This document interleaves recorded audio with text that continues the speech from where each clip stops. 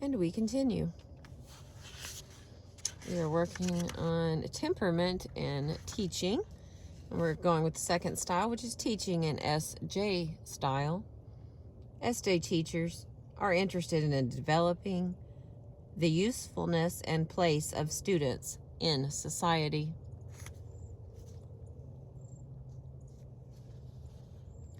Three out of 5 teachers are likely to be SJs, and their interest in preserving and passing on the cultural heritage within the context of socially recognized institutions explains this percentage. Responsible, dependable, contributing to the needs of others, and creating and preserving social harmony are all terms that characterize the SJ teachers.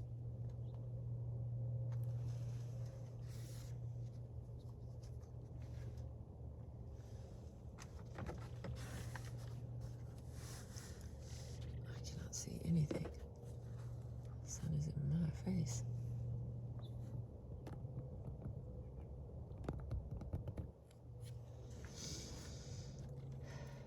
SJ teachers are apt to have well-established classroom routines. Their work is more than likely to be well laid out, planned in advance, sequential in presentation, and clear in articulation. SJ teachers are usually firm and fair disciplinarians who expect students to obey the rules of the classroom and institution. SJs themselves present such a model of comportment. SJ teachers are somewhere between the NF and NT teachers in psychological distance, which is placed between student and teacher. SJs are not as empathetic and therefore not as vulnerable with the students as are the NFs, nor are they as distant as the NTs. SJ teachers are apt to prefer the obedient students and are willing to devote endless energy to helping those students learn. The SJs may be less patient with non-conforming students, such as an SP who is disruptive. SJ teachers usually are excellent in teaching by the Socratic question. They generally can be observed, encouraging students to teacher interaction and minimizing the time spent in student-to-student interaction. SJ teachers see running the classroom as their responsibility. Giving this over to students does not seem appropriate to them unless this is defined as a lesson in management.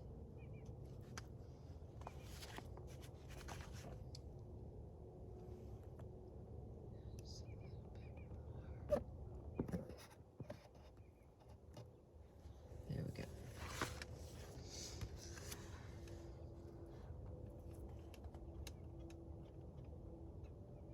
SJ teachers are thorough in providing criticism of performances and reports to the students so that the students have knowledge of results. On the other hand, the SJ is somewhat reluctant to point out the ways and degrees in which student performances are correct, a tactical error, especially for NF students.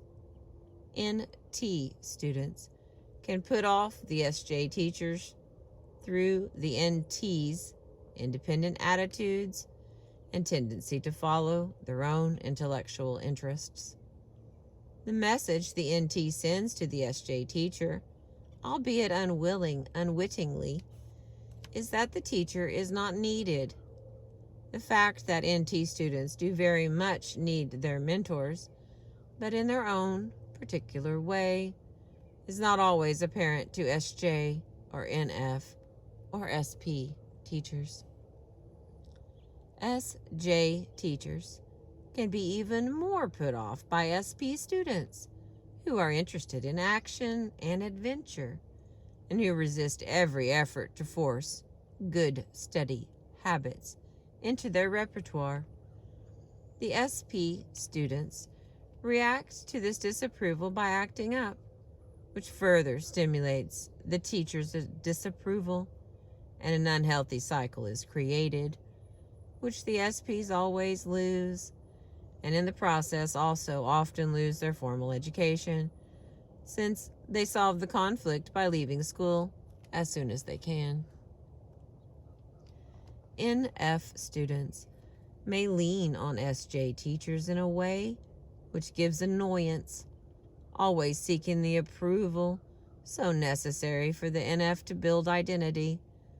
The NF's offer to help is seldom really helpful to an SJ teacher, and eventually causes the teacher irritation, especially when the NF often is busy at the helping activity rather than working out assignments.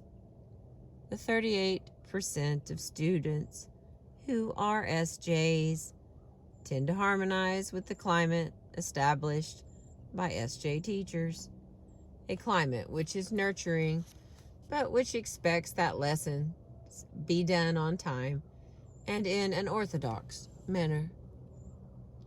SJ teachers work well in the organizational structure. They may voice criticism of the administration of the school and district, but they remain loyal and supportive when outside forces assault the institution or the people in that institution. SJ teachers understand and encourage school loyalty, work well with school activities, and student government. They usually support the athletic program, the recreational program, and the parent organizations. SJs lend stability to a school, are themselves responsible representatives of society, and expect both their students and their colleagues to be the same. And the next one, teaching in NT style. NT teachers are interested in the development of intelligence. They seek answers to nature's enigmas and inspire their students to do likewise.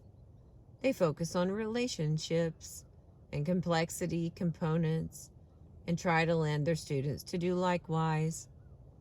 NT teachers tend to be impersonal in their approach to their students, taking it for granted that students want to learn. At times, NT teachers can be oblivious to the emotional climate of a classroom and may continue a planned lesson when the students would benefit more from another sort of experience. NT teachers are aptly described as subject-centered. NT teachers often enjoy designing and building new curricula, although they are not always willing to be involved in the implementation of their ideas, especially when clerical details are involved, preferring not to teach the same material over and over. NT teachers will seek new tactics, even if dealing with the same content area. This type of teacher can become disinterested once a subject content is understood, and it is no accident that the majority of NT teachers are in higher education, where presumably intellectual demands are the greatest. In high schools, NTs tend to be in the sciences and mathematics, while few teach happily in the business, industrial arts, or humanities. NT teachers carefully track the thought processes of their students, especially those students who are interested in their own intellectual growth. If a good debate ensues, the NT teachers are most pleased. They like to share intellectual discoveries of their students and enjoy inspiring them to stretch intellectual muscles. If a student wants to follow his or her own curiosity, an NT teacher generally is encouraging, given that the project is rational.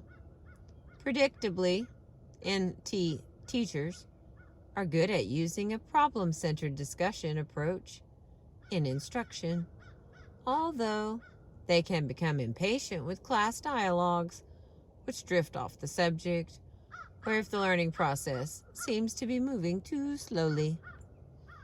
NT teachers may have to discipline themselves to introduce more redundancy into their teaching, fighting the tendency to state a principle or fact once and then expect students to have gained that knowledge once and for all. Because of their dread of boring the student, NTs have a tendency to move too rapidly for all but a few. NTs are better at teaching technical subjects than clerical, historical, or artistic subjects. They are usually not interested in teaching slower moving students and are generally more comfortable with the rapid learner.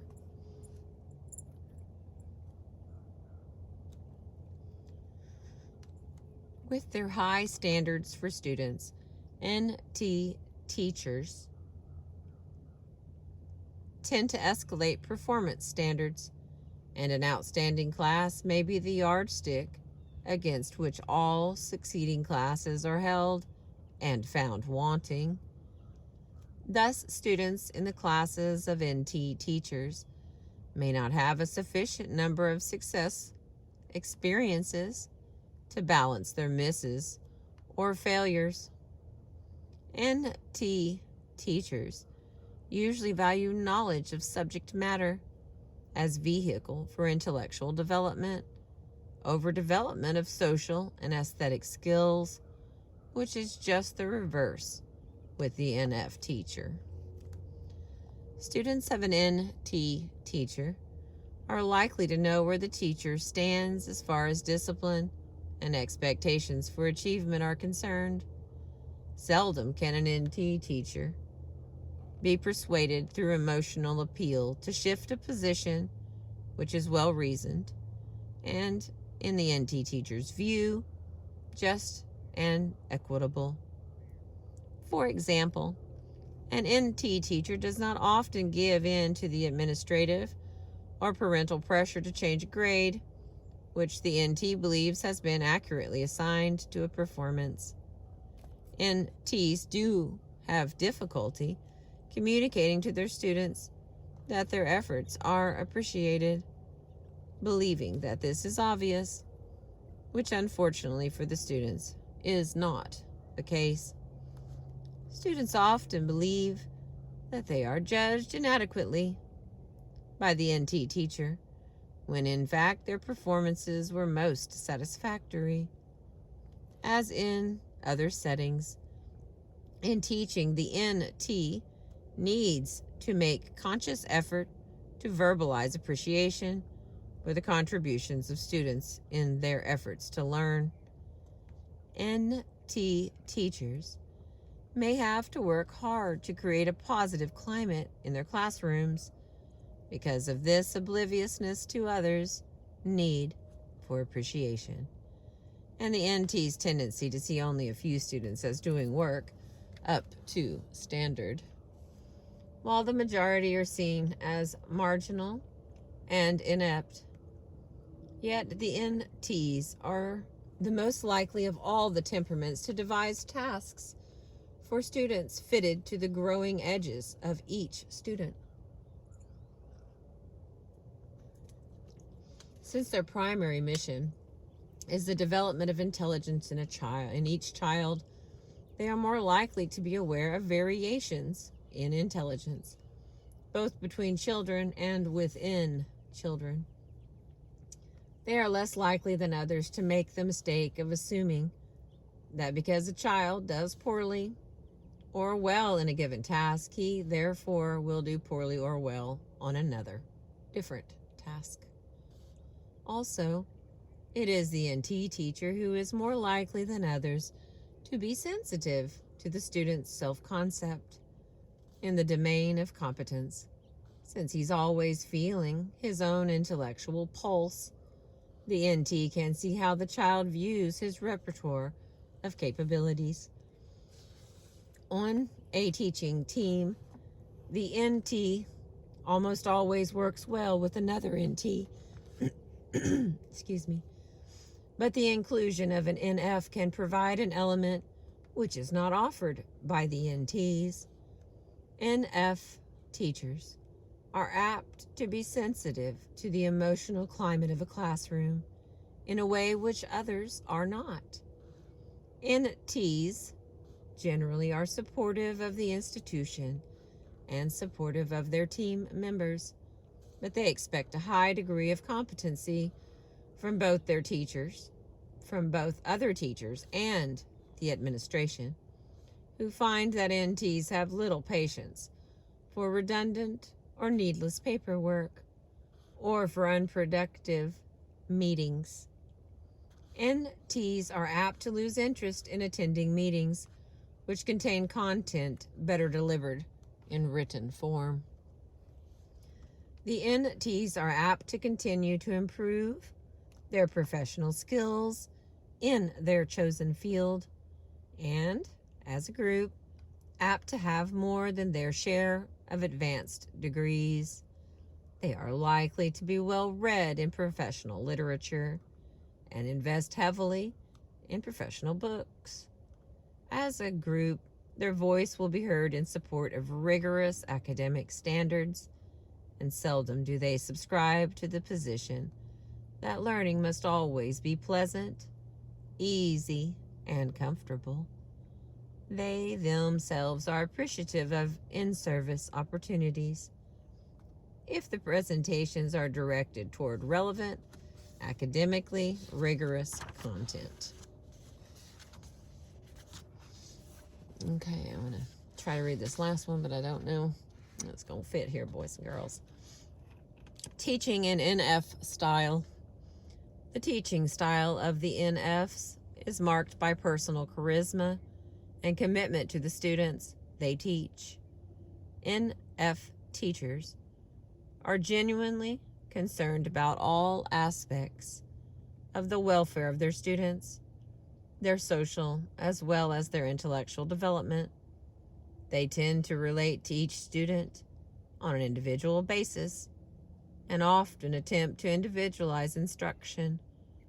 Under the NF's leadership, students often find that they have talents previously unrecognized.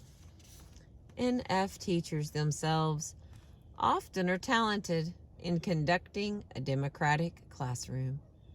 They want to involve their students in the decision-making process and are willing to abide by the group decision.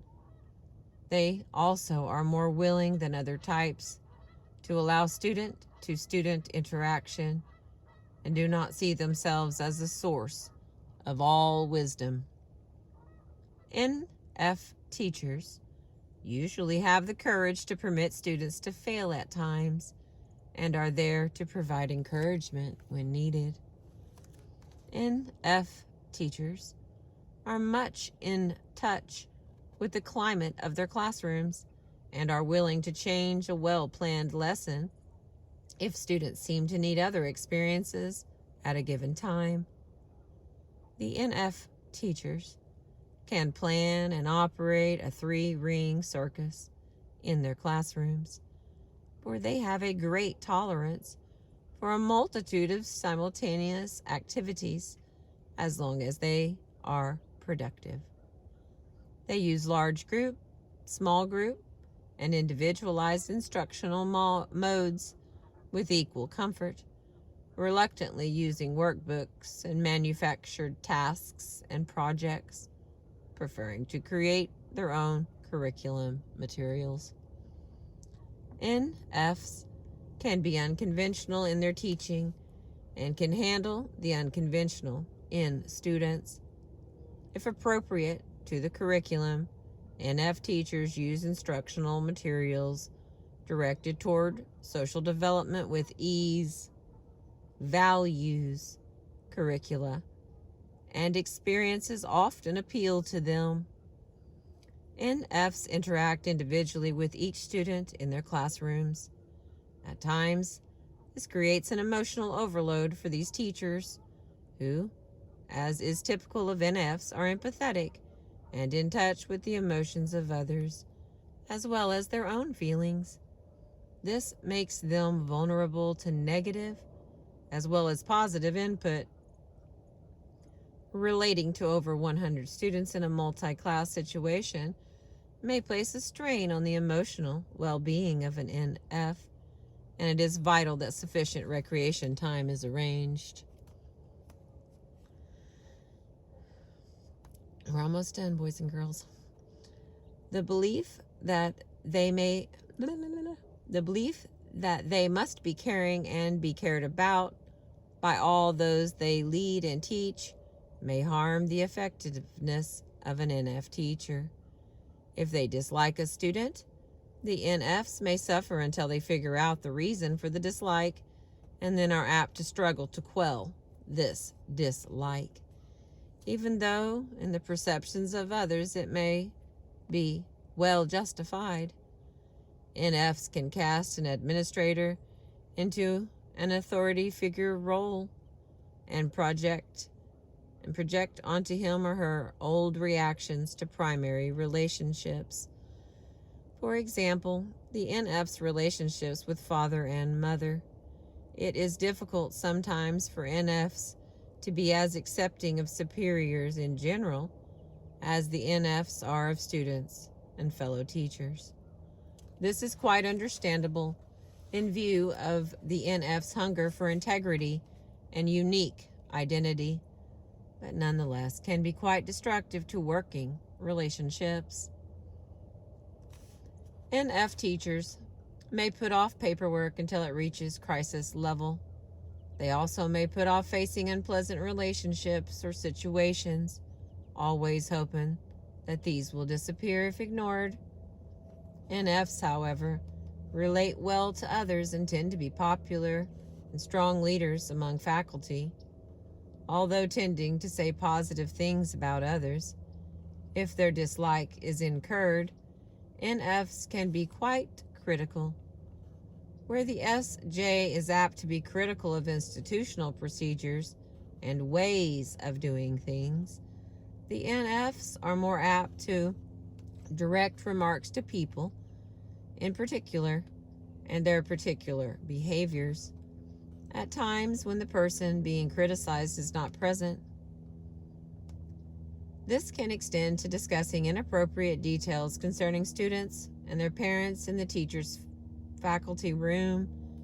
In general, however, NF teachers are apt to be more nourishing than toxic in their relationships with those about them. They tend to be enthusiastic about their career and to enjoy teaching. They are willing to devote all the time necessary to do what needs to be done and enjoy opportunities to participate in in-service experiences, if relevant to their interests. They are apt to prefer interactional workshops to lectures and small group experiences to large group presentations. They tend to keep up on professional literature in a somewhat cursory manner, although they always are interested in anything which is innovative and new. The NF teachers are apt to invest in classroom materials that enhance their instruction, where the NTs spend the same resources on professional books. Teaching style summary. On the following page, a summary of the characteristics of each of the 4 styles is given. The prime value in education, the percentage of teachers of each style, and their likely length of service, their favored subject areas, and their favorite instructional techniques. There's no way we're going to be able to see that. It's really, really tiny words. And then the finale, the final part of this entire book that we have made it through, my friends. What has been said? Well, everybody's different and everybody's okay in their style as is. Let's face it, most of us are strangers to each other. I have my desires, you have yours. You keep yours and I'll keep mine, because what each of us wants is good. What's more, you have your talent and I have mine. and I can admire you for yours. I hope you will reciprocate. It is simply not true that you and I go through the same stages to become mature.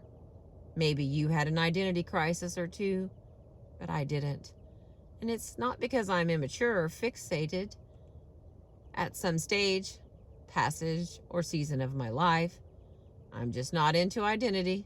Never have been, never will be. I've other fish to fry. Well, stranger, there isn't any way you can really understand me. But if you stop trying to change me to look like you might come to appreciate me. I'll settle for that. How about you? And that is the end of the book that we have been reading. This is called Please Understand Me, Character and Temperament Types by David Kiersey and Marilyn Bates. I'm gonna try to sneak this up here so you can see what they were trying to show us in this little thing. Oh, look there. It's actually kind of clear. Maybe you can see it. Cool. And lastly, this is what our book looks like that we've been reading. And I just want to thank you again for getting through another book with me. I appreciate your time and your attention. Thank you.